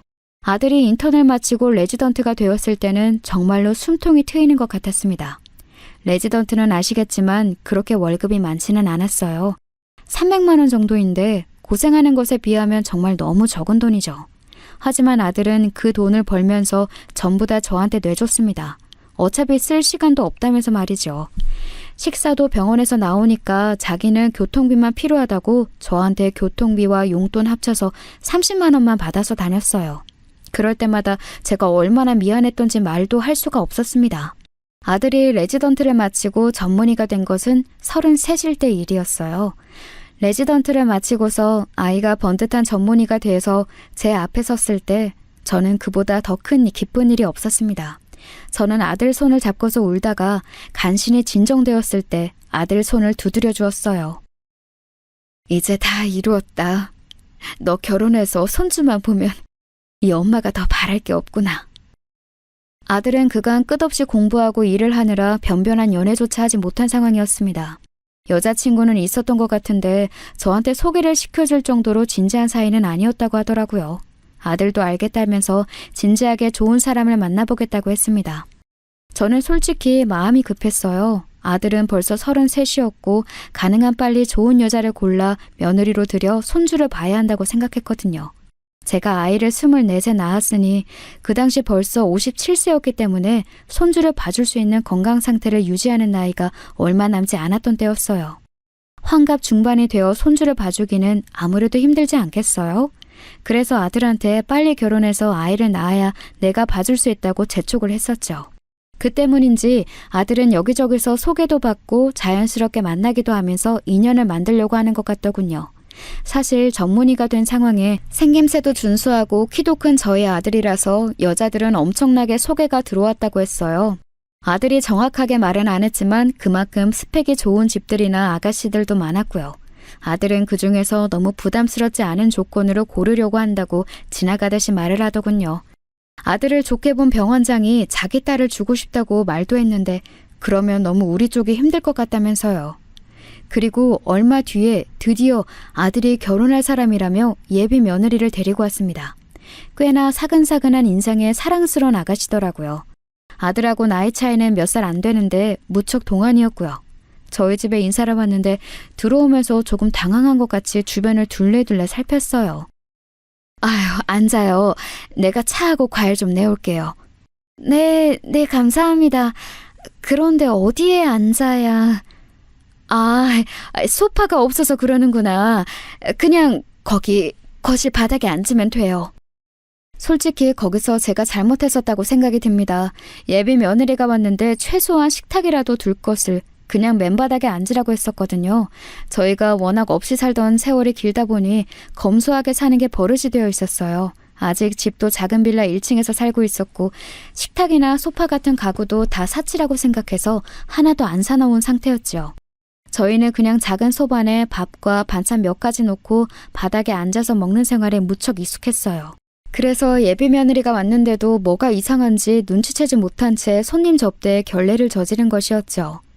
예비 며느리는 뭔가 이상한 표정으로 앉아서 제가 내간 차를 마시고 과일을 먹었어요. 과일 자체도 거의 손을 대지 않더라고요. 아들은 원래 말도 없는 타입이라서 조용했고요. 제가 물어보니 예비 며느리네 부모님은 상당히 잘 사는 사업가이신 것 같았어요. 돈도 워낙 잘 벌고 해서 이제 잘난 사위를 원하신다고 하더군요. 그래서 아들의 주변 사람한테 소개를 부탁해서 얼른 소개받아서 만나게 되었다고 했어요. 아유, 곱게 자라 그런가. 정말 예쁘네. 별 말씀을요.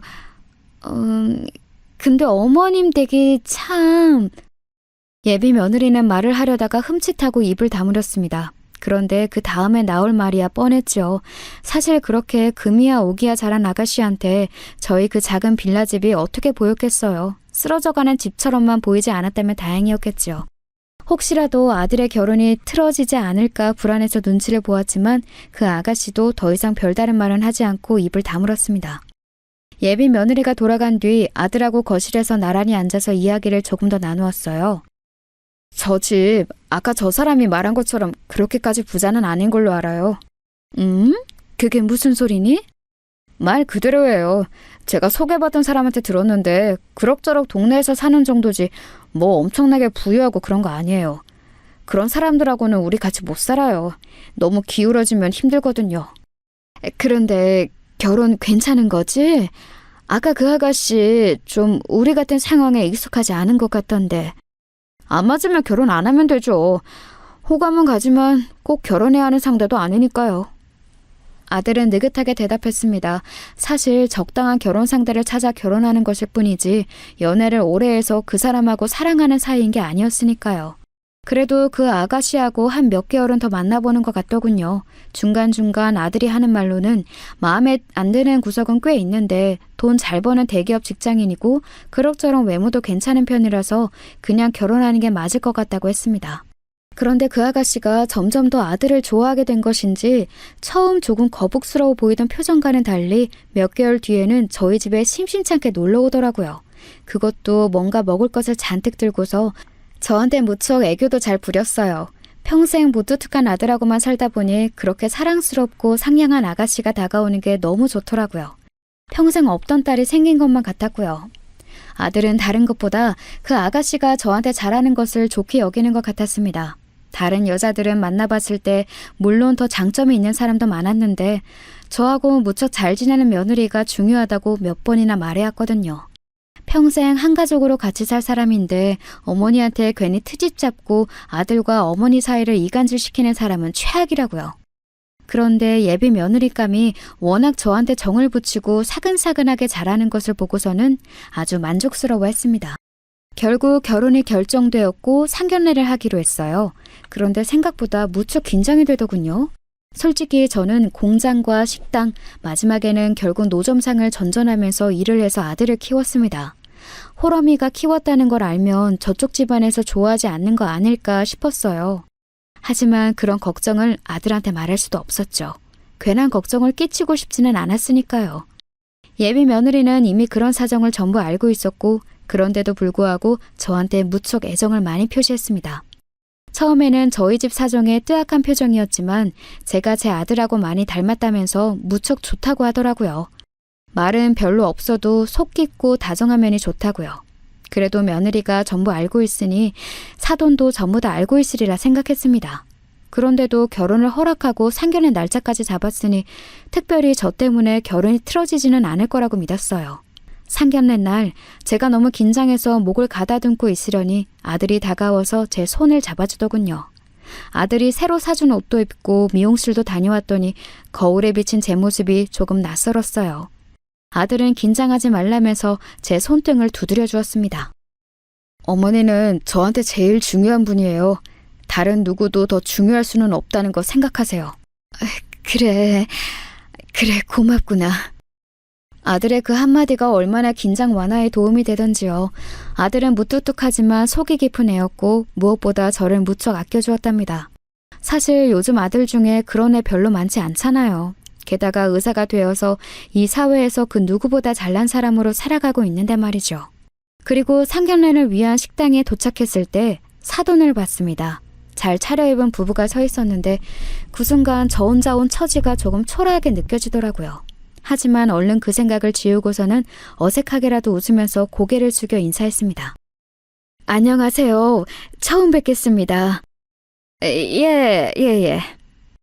특히 바깥 사돈이 썩 마땅치 않은 얼굴을 하고 있더군요. 안 사돈은 그래도 상냥하게 웃으면서 마주 인사를 해주었는데 말이에요. 솔직히 그때부터 이미 불안하기는 했습니다. 그래도 예비 며느리와 아들이 웃으면서 분위기를 부드럽게 만들어주어서 나쁘게 흘러가지는 않았어요. 그래서 저는 안심하고 있었지요. 상견례 자체는 나쁘지 않았습니다. 다만 워낙 좋은 식당인지라 제가 좀 헤매기는 했어요. 한식당이었는데 저는 그런 식당에서 코스로 요리가 나오는 줄은 꿈에도 몰랐습니다. 아니, 누가 한식을 코스로 먹는다고 생각을 하나요? 솔직히 저는 그저 국밥이나 이런 것만 주로 먹었고 한식도 백반집이 최대였거든요. 그러니 그렇게 코스로 계속 끊이지 않고 나오는 한식은 상상도 못한 게 당연했습니다. 굉장히 비싼 집인 것 같았어요. 그래서 제가 중간에 불평을 좀 했거든요. 아유, 나오려면 한꺼번에 나오지. 이렇게 찔떡찔떡 나오는 것도 처음이네요. 비싼 집인데 뭐 이렇담? 아, 요새 고급 한식당들은 많이 이렇더라고요. 입에 안 맞으세요? 저희가 고른 집인데. 어머, 아니에요. 맛이 있는데 이렇게 코스 요리로 나올 줄은 제가 몰랐어서요. 사부인, 맛있어요. 맛있어. 사돈댁에서 골랐다는 말에 정말 크게 당황이 되더라고요. 저는 맛있다고 말하면서 연신 코스 초반부터 음식을 입에 쑤셔넣다시피 했고 좀 많이 흘리기도 했습니다. 그리고 초반에 너무 많이 먹어서 후반부 코스 요리를 젓가락도 대지 못하고 죄다 남기다시피 할 수밖에 없었어요.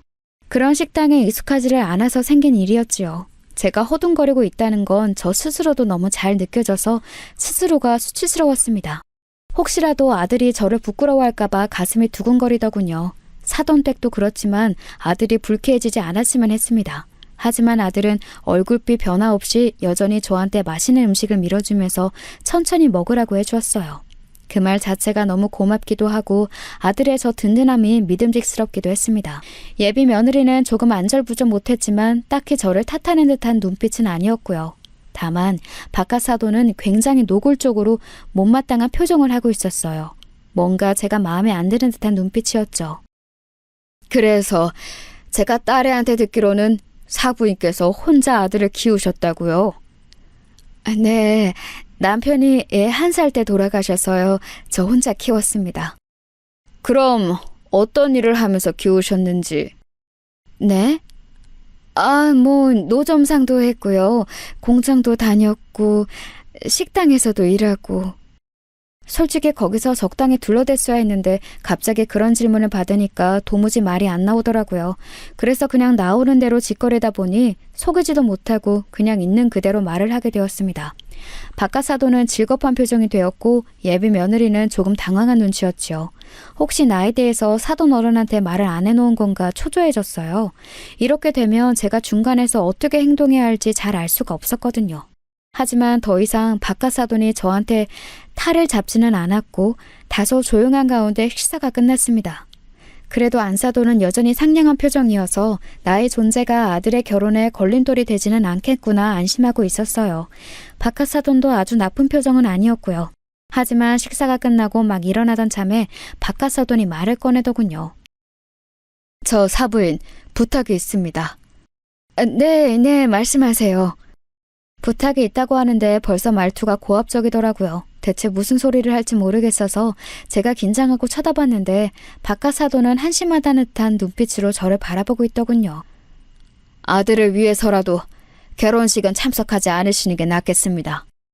네? 그게 무슨... 우리 사위가 의사라서 온통 비슷한 급의 사람들만 하객으로 올 텐데 그리고 저희 쪽 하객도 전부 사업가들인데 솔직히 좀 급이 안 맞지 않나요? 어머니시니까 더 잘 아시고 잘 느끼실 거 아닙니까? 박하사돈은 당연하다는 투로 말했습니다. 순간 상견례장이 조용해졌어요. 안사돈도 예비 며느리도 너무 당황해서 말을 꺼내지 못하고 있는 거였죠. 노점상 하시며 아들 홀로 키운 것은 대단한 일입니다만 그럴수록 아들 체면도 생각해 주시면 좋겠습니다. 저희 쪽 체면도 그렇고요. 저희는 엄연히 사업가 집안이고 아드님은 의사 아닙니까? 하늘이 노랗고 아득해지더군요. 세상에 제가 가난하게는 살았어도 부끄럽게 살지는 않았는데 이런 식의 대우를 받게 되는구나 하고요. 정말 어질어질했어요. 아들도 얼굴이 굳었고 며느리도 기함을 하는 눈치였죠. 안사돈이 펄펄 뛰기 시작했습니다. 예비 며느리는 어지러운 듯 머리에 손을 대고서 말을 더듬었고요. 여보, 무슨 말 같지도 않은 소리예요. 아버지, 그게 무슨 말씀... 아니 세상에... 왜? 맞지? 노점상이면 우리하고 안 맞는 건 맞잖아. 어디 시장 구석에서 결혼할 것도 아니고 격이 너무 떨어지지. 김서방, 자네도 이제 의사니까 사회적인 체면을 생각한다면. 그리고 다음 순간 짝 하는 소리와 함께 박하사돈의 얼굴이 돌아갔습니다. 저도 안사돈도 예비 며느리도 너무 놀라서 아들과 박하사돈만을 바라보고 있었어요. 눈앞에 벌어진 일이 믿을 수가 없었죠. 박하사돈은 제대로 뺨을 맞고서 눈만 껌뻑이면서 아들을 바라봤습니다. 뺨을 올려붙인 아들은 무표정한 얼굴로 박하사돈을 내려다보았어요. 키가 크고 체격도 좋은 아들은 힘도 셌기 때문에 박하사돈 얼굴이 시뻘갰습니다. 안사돈도 예비 며느리도 놀라서 각자 달라붙었어요. 안사돈은 박하사돈을 뒤로 끌어당겼고 예비 며느리는 아들을 잡아당겼습니다. 저도 놀라서 멍청히 있다가 급히 달려가 아들을 끌어안았죠. 아, 얘, 너 뭐 하는 거야? 무슨 짓이니? 무슨 짓인지는 저 사람한테 물어야죠. 어머니한테 지금 뭐라고 한 거지, 당신? 아들은 무표정한 얼굴로 박하사돈을 노려보았습니다. 박하사돈도 그제야 상황 파악이 되고 무서운지 겁을 먹은 표정으로 뒤로 물러나더라고요. 안사돈도 박하사돈 얼굴을 막 살폈고 예비 며느리는 아들 앞을 가로막은 채로 소리를 질렀습니다. 아버지, 대체 무슨 말씀을 하신 거예요? 결혼식에 어머니 모시지 말라뇨. 하지만 우리 친척들도 내 사업 손님들도 올 건데. 내가 이 양반 사고 칠 줄은 알았지만 아휴. 안사돈은 머리가 아프다는 듯이 한숨을 쉬었습니다. 예비 며느리는 그래도 아버지라고 걱정이 되는지 박하사돈한테 가서 뭔가 말한 뒤 안사돈한테 모시고 나가라고 손짓을 했어요.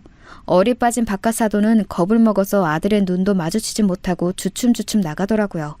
나가면서도 안사돈이 조용한 목소리로 계속해서 싫은 소리를 마구 쏟아내는 것이 들려왔습니다. 평상시 안사돈한테 잡혀 사는 모양인데 왜 저런 소리를 했는지 알 도리가 없더라고요. 솔직히 상처가 아니었다면 거짓말이죠. 하지만 그렇다고 해서 아들이 이 일로 뭔가 곤란해지기를 바라지는 않았어요. 어쨌든 상대를 때린 거니까 법적으로 고소가 들어올 수도 있고 그렇지 않나요? 그래서 저는 아들 손을 잡고서 꾸중을 했습니다. 너 누가 그렇게 함부로 손을 올리래? 이 애미가 그렇게 가르쳤니? 아니요, 물론 아닙니다, 어머니. 그런데 저 말씀은 제가 그냥 지나칠 수가 없었어요. 그래요, 어머님. 저희 아버지가 1000번 만번 잘못하신 거예요. 제가 대신 사과드릴게요. 어머, 아니다, 세아가. 그게 아니라... 아니, 그래도 말로 해야지, 얘야.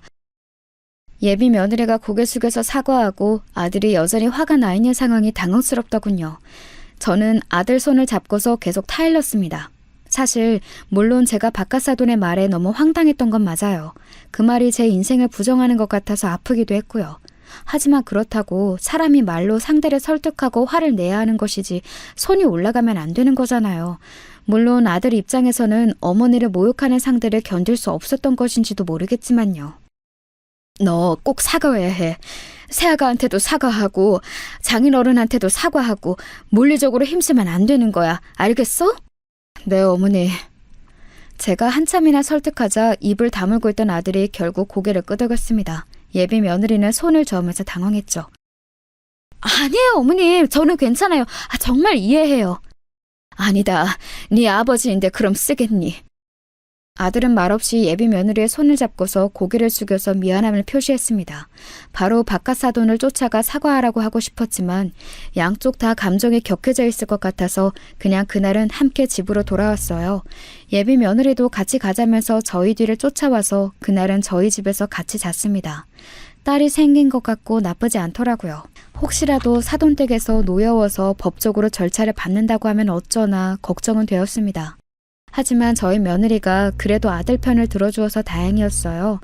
끝까지 자기 아버지가 잘못했다면서 사과를 하면서 몸둘 바를 몰라 했으니까요. 아들도 계속해서 어머니를 모욕한 건 그대로 둘 수 없었다고 잘라 말했습니다. 솔직히 아들이 그렇게 해준 것이 고맙고 든든하면서도 예비 며느리한테는 미안했고 속도 불편했어요. 그리고 이튿날 사돈댁에서 오셨습니다. 마침 주말이라 아들도 예비 며느리도 쉬는 날이어서 아이들하고 맛있는 음식을 해서 먹고 있었어요. 아들이 먹고 싶다고 했던 잡채하고 불고기를 해서 주었더니 며느리가 아주 잘 먹었습니다. 식당에서 오래 일했던 가락이 남아있어서 다행이었어요. 아들도 무뚝뚝하니 말은 없었지만 젓가락질이 바쁘더라고요. 그렇게 식사를 하던 늦은 오전 벨이 울려서 내다봤더니 사돈댁인 거였어요. 바깥 사돈과 안 사돈 두 분이 모두 오셔서 저는 허둥지둥하면서 급하게 문을 열었죠. 안 사돈이 먼저 들어오시면서 고개를 숙이고 인사하셔서 저도 급히 같이 고개를 숙였고요. 바깥 사돈은 조금 뚱한 표정이었지만 안 사돈이 옆구리를 찌르니까 밀려서 저한테 뭔가를 내미시더군요. 상당히 큰 과일 바구니였는데 바깥 사돈은 좀 열없다는 표정을 한 채 멋쩍게 말했습니다. 어제는 죄송했습니다. 제가 그만 뭐가 머리가 잘못된 건지 그런 소리를 해서 좋은 분위기를 망쳤네요. 죄송합니다. 예, 사부인 죄송해요. 제가 저희 남편 알아들은 만큼 말했습니다. 정말 평상시에도 그런 사람은 아니에요. 안사돈은 웃으면서 연신 죄송하다고 말씀하셨어요. 물론 제가 상처를 받았던 건 사실이지만 이렇게까지 사과를 받을 줄은 상상하지 못했던 상황이라 저는 당황해서 마주 죄송하다고 사과를 했어요. 아들은 정중하게 과일 바구니를 받아놓고 바깥 사돈을 모시고 가서 예의 바르게 사과드린다고 말씀드렸습니다. 그 순간 홀어머니가 자기를 어떻게 키워왔는지 그 고생이 눈앞에 지나가서 앞뒤 분간이 안 되었다고요.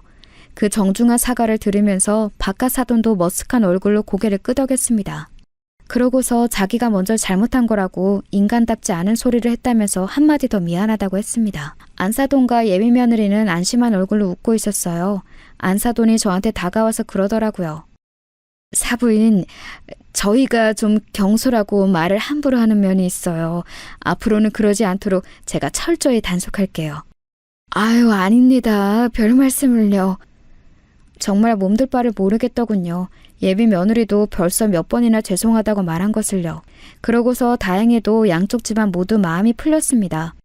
예비 며느리가 저희 아들을 정말 많이 좋아해서 이 결혼을 꼭 진행해야 한다면서 자기 아버지를 들볶은 끝에 결혼도 빨리 하게 되었죠. 아들은 그저 결혼하기 위해 소개받아 만났다고 했지만 그래도 예비 며느리가 점점 더 마음에 들어가는 모양이었어요. 결혼할 때도 돈 쓰지 말고 간단히 하자면서 무뚝뚝한 반응을 내보였지만 며느리가 원하는 모양대로 따라가 주기 시작했죠. 사돈 집안에서도 괜찮다며 큰돈을 보태주셨고요. 제가 할 것이 없어서 정말 쩔쩔맬 수밖에 없었지만 아들은 어머니는 그냥 계셔도 된다면서 딱 잘라서 말해주었습니다. 결국 아들과 며느리가 결혼하는데 눈물이 다 날 지경이었어요. 25대 남편이 사망하고 나서 정말 온갖 일을 하면서 아들을 키우던 그 고생이 눈앞에 지나가더라고요. 아들이 저렇게 훌륭히 장성한 것을 알게 되면 하늘에 있는 남편은 어떤 기분일까 싶었어요. 물론 우리를 다 지켜보고 있었겠지만요. 그 이후 아들은 가까운 곳에 집을 얻고 일주일에 한 번씩은 저를 보러 집으로 오고 있습니다. 며느리를 생각해서 처음에는 가능한 먼 곳에 집을 잡으라고 했어요. 솔직히 홀시어머니 가까이 산다고 하면 어떤 며느리든 싫을 테니까요. 하지만 며느리는 도리어 저를 자주 보고 싶다고 했고 그 덕분에 저도 아파트로 옮겨가고 옆 아파트에 아들 며느리가 살게 되었답니다. 같은 단지는 아니지만 아주 바로 붙어있는 아파트예요. 바깥 사돈은 제게 아이들 결혼 전 실언했던 것이 무척 걸리는지 명절이나 제 생일에 잊지 않고 선물을 보내오고 있고 안사돈은 자주 오셔서 친구처럼 친하게 지내고 있어요. 같이 밥도 먹고 차도 마시면서 시간을 보내고 있지요. 그럴 때 며느리가 쉬는 날이면 얼른 와서 같이 끼어 앉아 수다를 떨기도 해요. 얼마 전에는 며느리가 아이를 낳았습니다. 처음으로 맞이하는 손주가 얼마나 예쁜지 말도 못해요. 제가 봐주겠다고 하니 어머님이 힘들어서 어떻게 아이를 보냐면서 며느리가 반대했고 아들도 말렸습니다. 그래도 내 첫 손주를 내가 안 보면 누가 보냐 했더니 일주일에 한 번 오는 가사 도우미를 붙여주더라고요. 필요 없다고 했지만 그래도 집안일 도와주는 사람이 있으니 훨씬 편하더군요. 사실 매일 오는 사람을 붙여주겠다는 걸 거절했어요. 너무 집안에 자주 사람이 들락거리는 게 불편해서요. 일주일에 한 번이 딱 좋더군요. 그래서 현재는 손주를 보면서 자주 찾아오는 아들 며느리와 더불어서 행복하게 살고 있습니다. 물론 남편이 떠난 후 고생도 정말 많이 했고 아들 결혼시킬 때 예상하지 못했던 말도 들었지만 뭐 사람이 끝이 좋으면 다 좋은 거지요. 바깥 사돈한테 대한 악감정 같은 것도 전혀 안 남았고요. 그저 아이들이 행복하게 살고 저 역시 노년에 그저 평안하고 너무 쪼들리지 않으면서 살면 대만족일 것 같아요. 여태까지 버티고 살아온 보람을 지금 받는 것 같답니다.